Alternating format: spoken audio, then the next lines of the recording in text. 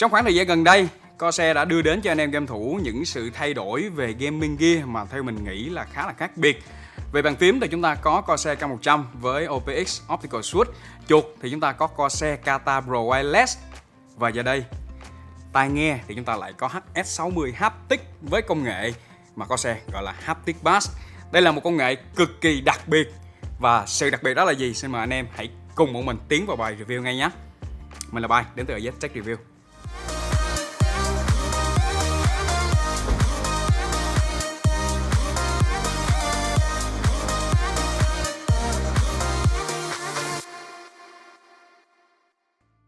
Rồi, đầu tiên thì bây giờ mình sẽ mở hộp HS60 Haptic ra cho anh em xem thử ha. Rồi, cái hộp của nó thì cũng khá là quen thuộc, màu vàng, tông chủ đạo những năm trước và cả năm nay của Corsair. Ở bên trong thì đây chúng ta sẽ có một cái hộp như thế này, đó, vẫn rất là quen thuộc. Ở đằng sau thì sẽ có một cái quyển sách hướng dẫn sử dụng HS60 Haptic.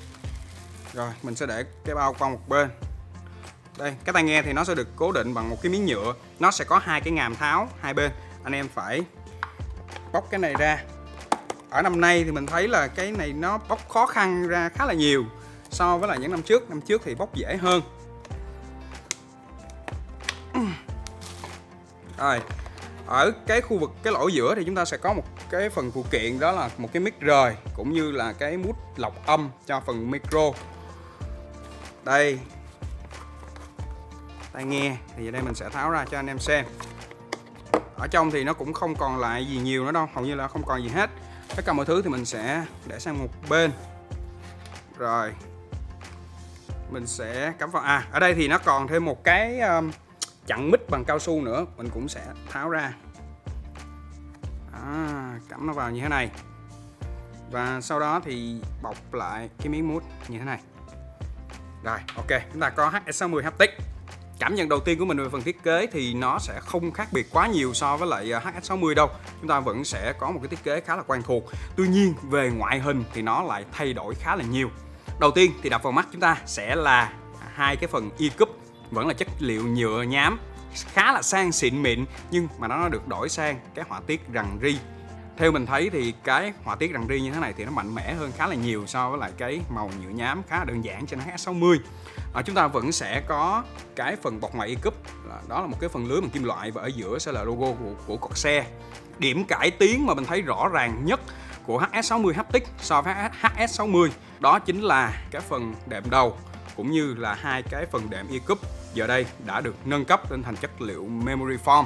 Với cái chất liệu mút ở những đời trước cũng như là những chiếc tai nghe khác thì khi mà đeo vào nó sau một thời gian đeo thì nó sẽ khá là đau. Thứ hai là nó sẽ bị cảm giác nóng hoặc là bí. Tuy nhiên với memory foam này thì mình thấy là đeo cũng 2-3 tiếng mà nó không gặp bất cứ tình trạng mệt mỏi hay là đau gì hết.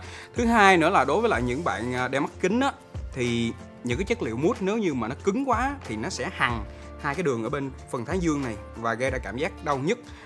Vậy thì ở trên HS60 Haptic memory foam không còn tình trạng đó xảy ra nữa, thì đó là điều mà mình đánh giá cao hơn cả của HS60 Haptic so với HS60 thông thường. Về phần chất liệu gọng thì chúng ta vẫn sẽ có một cái chất liệu được làm bằng kim loại cũng sang xịn mịn như là những cái người anh trước của nó thôi. Tiếp theo đó thì chúng ta sẽ có một cái phần tăng giảm volume nằm ở của tai E-Cup bên trái, và ở phía dưới chút xíu nữa thì chúng ta sẽ có một cái nút mid nhanh. Chúng ta sẽ không có bất kỳ một cái đèn nào ở trên HS60 Haptic này. Tuy nhiên là nếu như mà các bạn cắm vào và các bạn đeo vào thì các bạn nhấn nút này, chị Corsair sẽ báo là mic đang được on hay là mic đang off. Không có đèn cũng là một điều khá là bất tiện đấy. Tuy nhiên là khi mà cắm vào và nhấn nút thì có thông báo là ok rồi.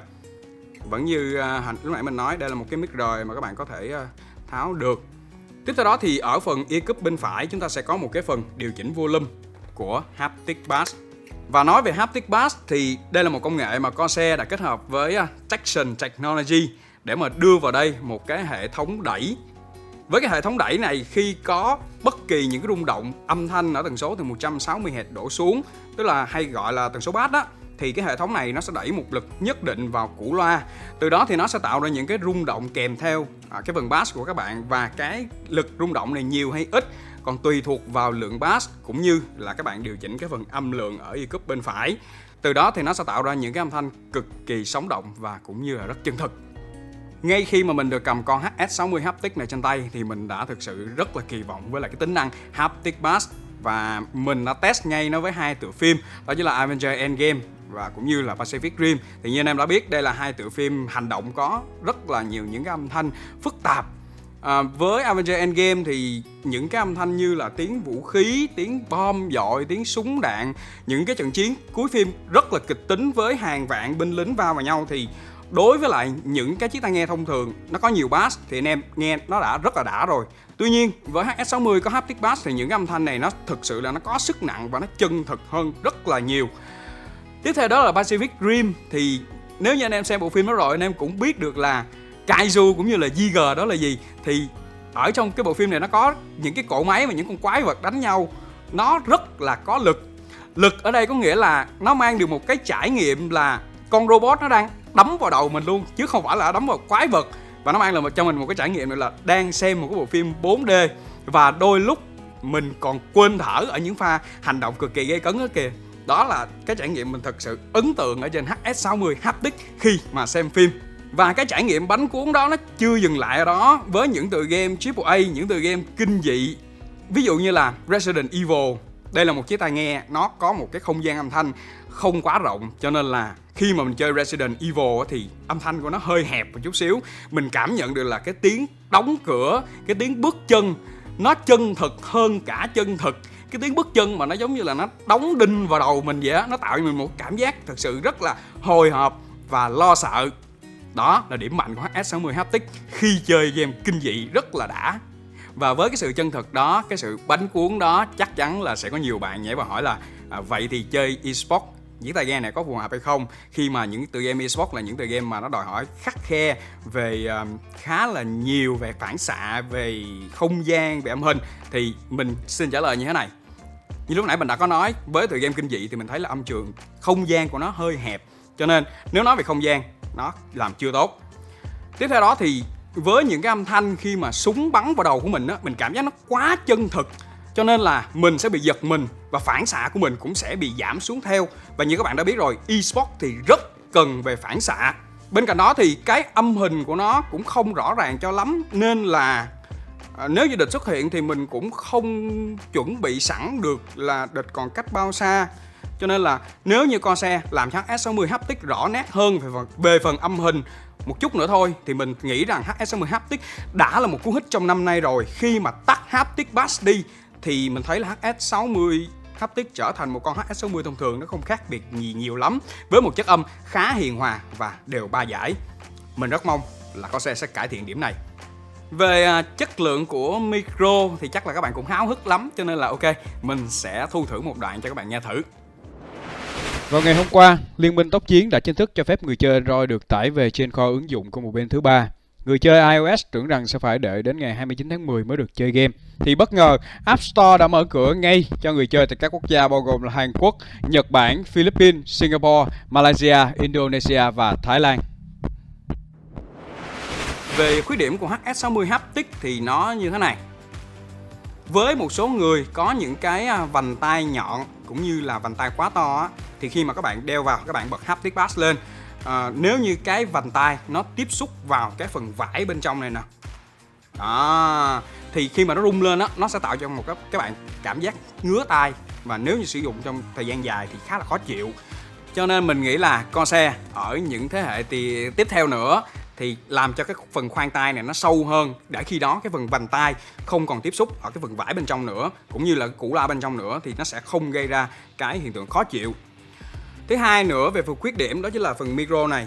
Trong quá trình mà mình chơi game thì mình Discord với bạn mình, thì bạn mình có feedback là khi mà mình nói chuyện á, nó có những cái tiếng khá là khó chịu. Thì mình nghĩ là do cái phần mic này là cái phần mic rời, cho nên là khi mà cái motor ở trong đây nó rung á, nó sẽ tạo ra những cái rung động ở những cái khớp nối như thế này, và nó tạo ra những tiếng lạch cạch đó. Cho nên mình nghĩ là Corsair hãy làm cho cái micro này nó chắc chắn tuyệt đối gắn dính vào cái phần ECUP và không có một cái bất kỳ chi tiết hở nào, hoặc là hãy cho nó một cái mic liền luôn, đừng tháo ra gắn vào nữa, từ đó tạo ra những cái âm thanh khá là khó chịu trong quá trình mà mình chơi.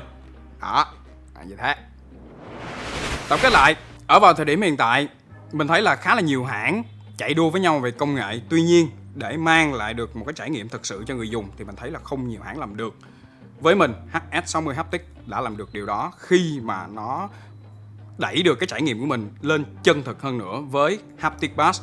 Chúng ta có một cái trải nghiệm rất là tuyệt vời về game AAA, về nghe nhạc nhiều bass, xem phim rất là tuyệt vời.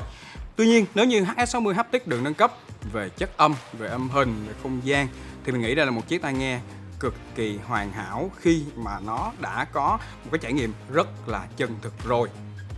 Và đó là tất cả những gì mà bọn mình muốn chia sẻ với anh em về HS60 Haptic đến từ thương hiệu Corsair. Vẫn như mọi khi, nếu như xem xong video clip này anh em cảm thấy video clip này hay và hữu ích thì đừng quên nhấn vào nút subscribe cũng như là click vào nút chuông nhỏ cho kênh sub để không bỏ lỡ bất kỳ video clip nào tụi mình ra trong tương lai nhé. Mình là Bai đến từ AZ Tech Review.